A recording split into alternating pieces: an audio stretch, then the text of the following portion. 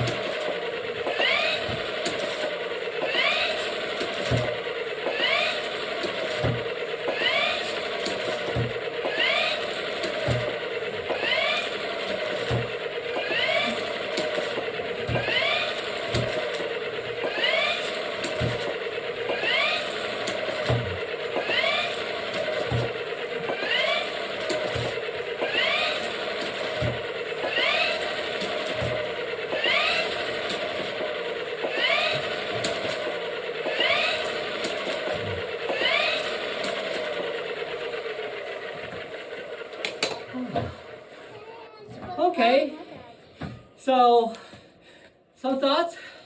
One, I need to figure out how to use the screen because actually I didn't know how far I was, and basically I was had to wait for my time and the period time match. You can see I didn't put the foot plate hard tight enough, so I need to adjust those foot plates so they're good. So compared to my magnetic rower, there's clearly a flywheel in here. So I definitely get that uh, legs that drive reward if you do a really good job of the drive. The cord, it doesn't recover very fast. You see that slack when I'm on the recover, and so we'll see if that's a technique thing or an adjustment I can make on that. But there's definitely an upgrade from my magnetic rower that I had before, so we're gonna have to find a new home for that. And my son, who actually does row on the water rowing, is probably going to very much appreciate having this new addition to our home gym. So, thank you for watching, and this is the introduction to the Whipr Row erg. Thank you.